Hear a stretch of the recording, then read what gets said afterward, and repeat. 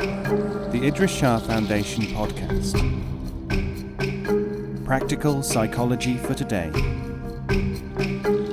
Featuring the works of Idries Shah, voiced by David Alt.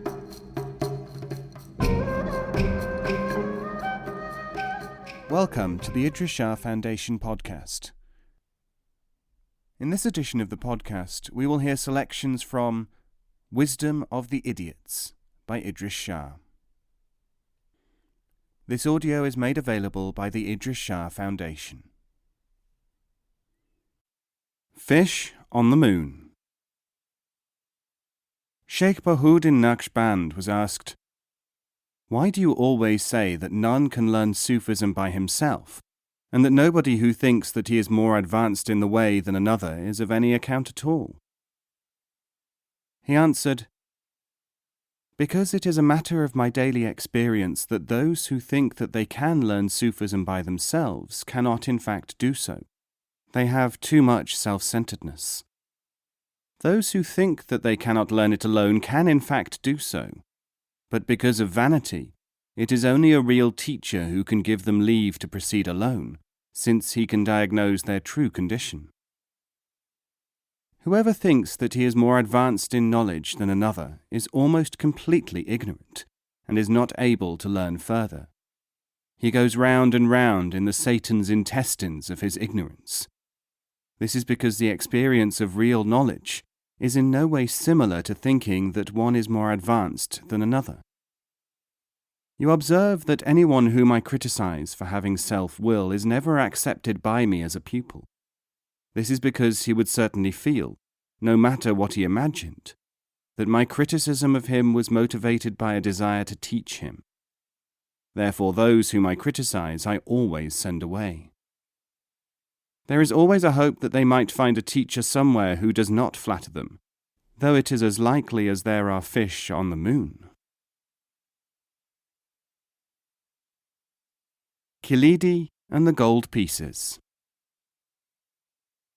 The Sufi teacher Kilidi found that many of his disciples spent much of their time spreading stories of his amazing virtues and his uncanny power of anticipating the thoughts and instructional needs of his pupils. He reproached them for this time and again, but the human tendency to boast about someone whom one serves or admires was too strong for them.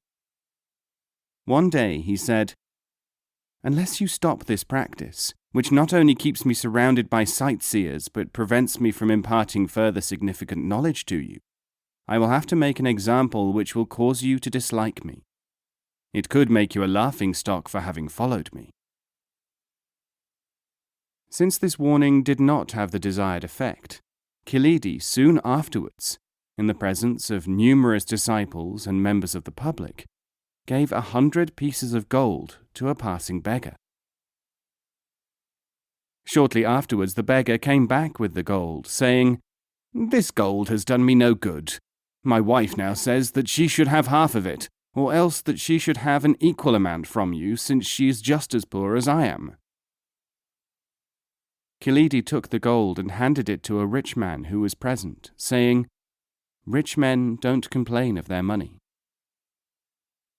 He said to the beggar, "Now you are restored to your former state. Take up your normal harmonious relationship with your wife." Turning to his disciples, he said, "Now you see that Kilidi makes mistakes, and the world has seen it as well."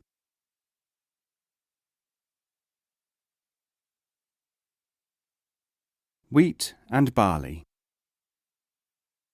A distinguished learned man who was visiting Bahauddin Naqshband asked, "Through your character, exercises, and manifest capacity for good, you are established in public, as in the hearts of your followers, as the current master of the age.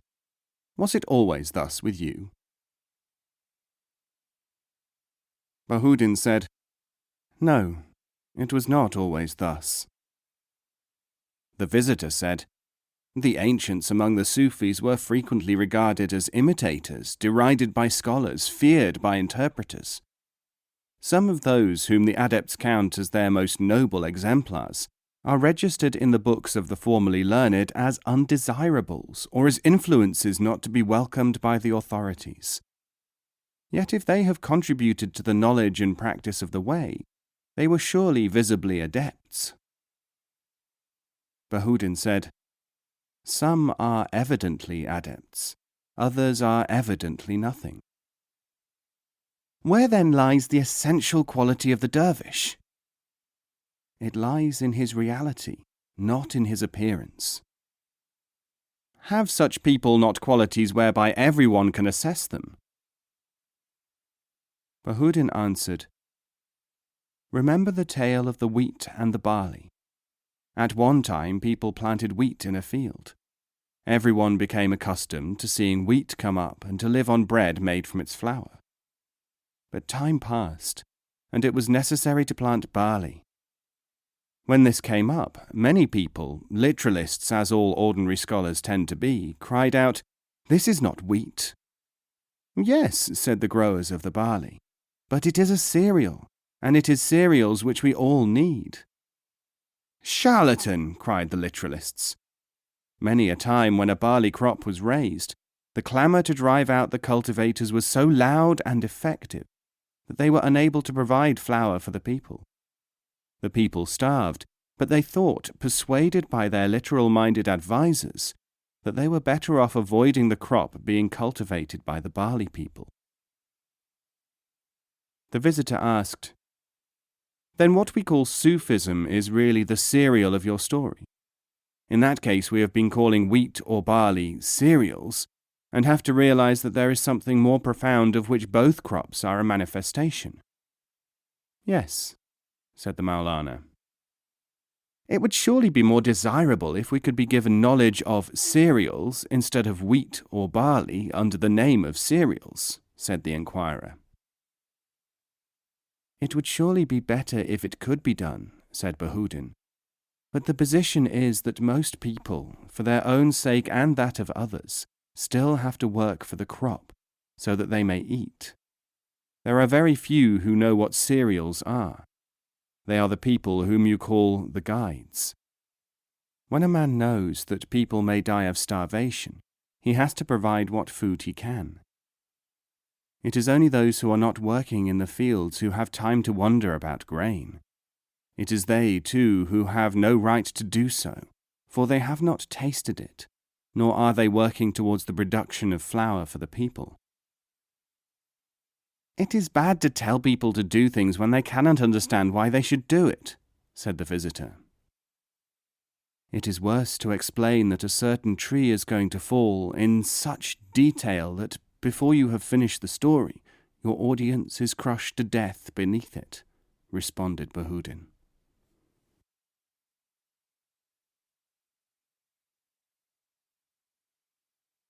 The Wine Flask. It is related in the assemblies of the wise that there was once a man who wished to entertain a friend with the greatest hospitality of which he was capable. When he and his friend had been sitting for some time after dining, the host said, "Perhaps we should drink some wine to stir the dullness of our thinking and to stimulate the sharpness of our feelings." His guest agreed. Now that man had in his house only one flask of wine, and he told this to the guest. But when he sent his son, who was afflicted by the malady of double vision, for the wine, he returned and said, "Father, there are 2 bottles. Which one of them do you want me to bring?" Ashamed that his guest should think that he was not giving him his all, the father replied, "Break the one bottle and bring us here the other." The youth, of course, cast a rock upon the one and only bottle, with the result that he imagined that he had unintentionally broken both, and therefore there was no wine for host or guest that night. The guest thought that the youth was a fool when he was only suffering from a disability. The host's pride in his own hospitality was the cause of the destruction of the bottle. The boy was grieved that he had done something wrong. This was all because the host was afraid that if he told his guest at the outset that his son was afflicted by double vision, the guest would imagine that it was only a pretext for not being ready to expend all his wine.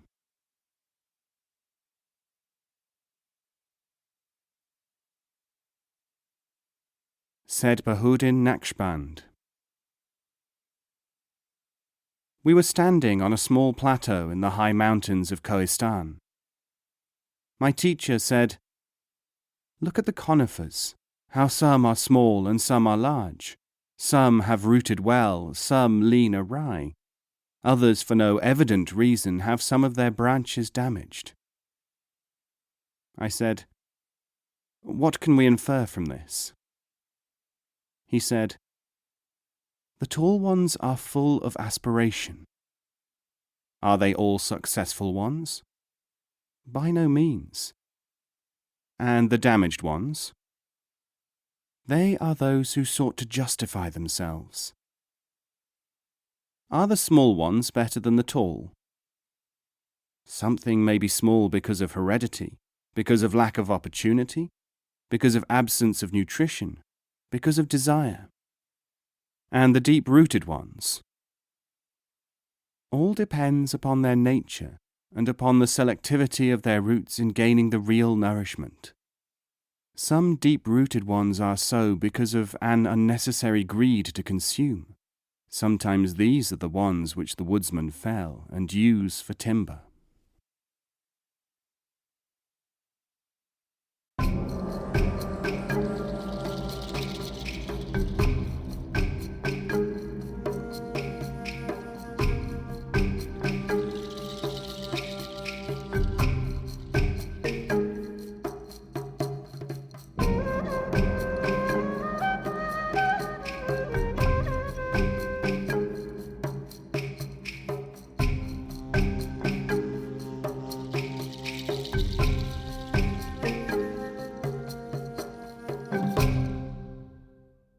This podcast is copyright 2016, the Idries Shah Foundation.